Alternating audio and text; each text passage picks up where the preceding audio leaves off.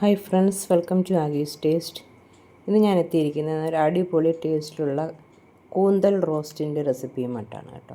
കൂന്തൽ റോസ്റ്റ് അഥവാ കണവ റോസ്റ്റ് ചെയ്തിരിക്കുകയാണ്. ഒരു പ്രത്യേക മസാലകളൊക്കെ ചേർത്ത് അടിപൊളി ടേസ്റ്റിലുള്ള ഒരു കൂന്തൽ റോസ്റ്റാണ് നാം തയ്യാറാക്കിയിരിക്കുന്നത്. ചില പ്രത്യേക രീതിയിലാണ് ഇത് തയ്യാറാക്കിയിരിക്കുന്നത് കേട്ടോ. അപ്പോൾ ഇത് നിങ്ങൾ തയ്യാറാക്കി നോക്കണം, ഇഷ്ടപ്പെടും. അപ്പോൾ ഇതെങ്ങനെ തയ്യാറാക്കിയിരിക്കും നമുക്കൊന്ന് കണ്ടു നോക്കാം. അപ്പോൾ അതിനായിട്ട് ഞാൻ ഒരു പാൻ അടുപ്പിൽ വെച്ചിട്ടുണ്ട്. അതിലേക്ക് ഒരു 2 ടേബിൾ സ്പൂൺ മല്ലി ഇട്ട് കൊടുത്തിട്ടുണ്ട് കേട്ടോ, മുഴുവൻ മല്ലി. അതൊന്ന് ചൂടായി വരട്ടെ.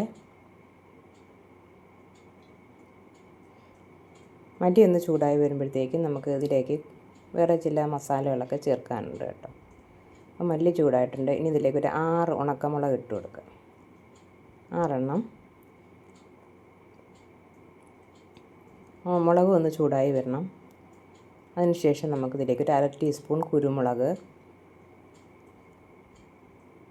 1/2 ടീസ്പൂൺ പെരിഞ്ചീരകം കേട്ടോ, പെരിഞ്ചീരകം ഇത് ഇത്ര ഇട്ട് കൊടുക്കാം. ഇതെല്ലാം കൂടെ നല്ലതുപോലെ ഒന്ന് ചൂടാക്കിയെടുക്കുക. ഞാനിവിടെ എടുത്തിരിക്കുന്നത് 1/2 കിലോ കണവയാണ് കേട്ടോ. ഒരു 3 വലിയ കണവ കിട്ടിയത് കഴുകി വൃത്തിയാക്കി എടുത്തിട്ടുണ്ട്.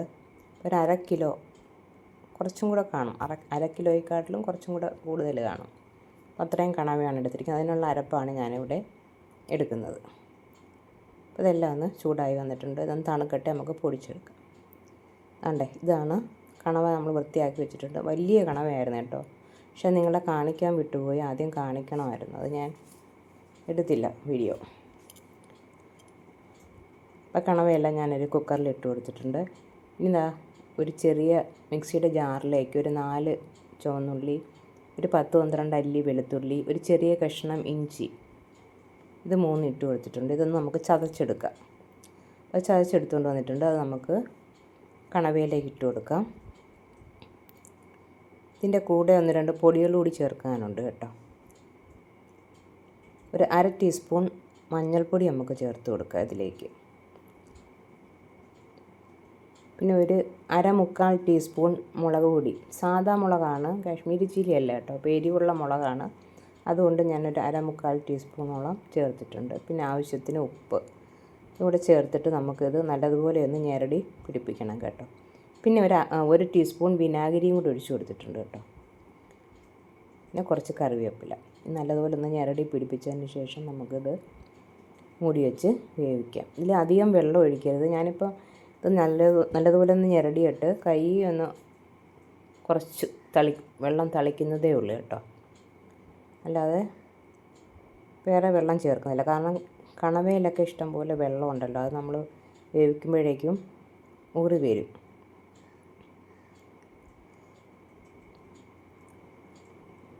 അപ്പോൾ ഞാനത് അടുപ്പിൽ വെച്ചിട്ടുണ്ട്. ഒരു 3 വിസിലാണ് ഞാൻ പ്രതീക്ഷിക്കുന്നത്. 3 വിസിലിന് ഇത് വെന്ത് കിട്ടുമെന്നാണ് എൻ്റെ പ്രതീക്ഷ. പക്ഷേ 3 വിസിലായപ്പോൾ ഞാനിതെടുത്ത് നോക്കി, അപ്പോൾ ഇത് വെന്തിട്ടില്ലായിരുന്നു കേട്ടോ. പിന്നെയും ഒരു 3-4 വിസിലൂടി വന്നതിന് ശേഷമാണ് ഇത് ഞാൻ ഇറക്കി വെച്ചത്.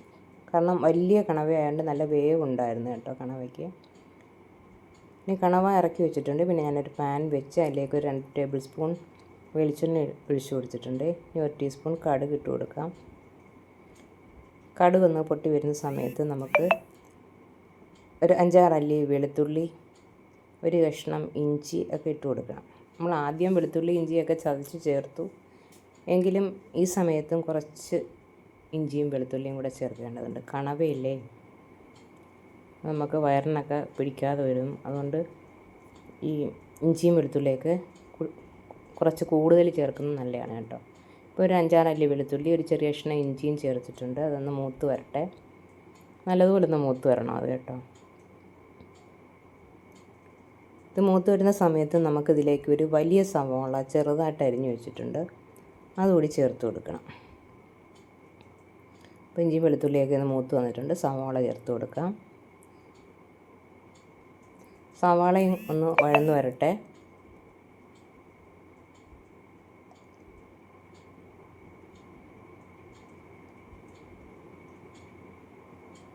സവാള ഒന്ന് വഴന്ന് വരുന്ന സമയത്ത് ഒരു 3 പച്ചമുളക് കൂടി ചേർത്ത് കൊടുക്കുക.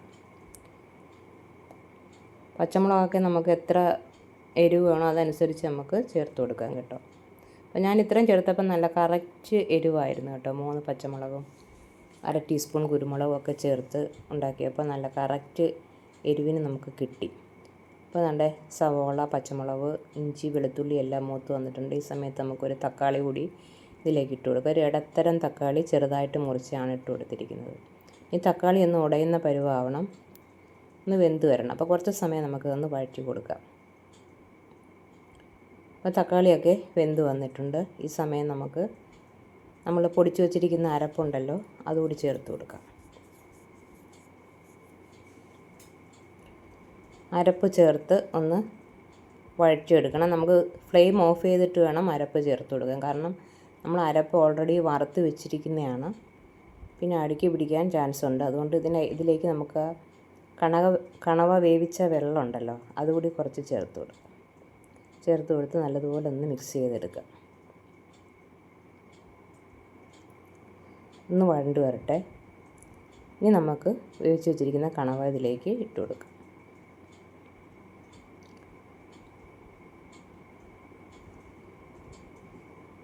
ഇനി ഇതെല്ലാം കൂടെ നല്ലതുപോലെ ഒന്ന് മിക്സ് ചെയ്യാം.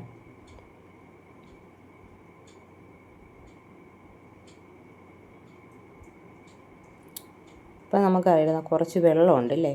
കണവ നമ്മൾ വേവിക്കാൻ വെച്ചപ്പോൾ അധികം വെള്ളമൊന്നും വെച്ചില്ലായിരുന്നു, പക്ഷേ ഇപ്പോൾ കുറച്ച് വെള്ളം അതിലുണ്ട്. അപ്പോൾ ആ വെള്ളം ഒന്ന് വറ്റി വരണം, നമുക്കത് മൂടി വെച്ച് കൊടുക്കാം. അപ്പം എന്താ കണവയിലെ വെള്ളമൊക്കെ ഒന്ന് വറ്റി കുഴഞ്ഞു വന്നിട്ടുണ്ട്.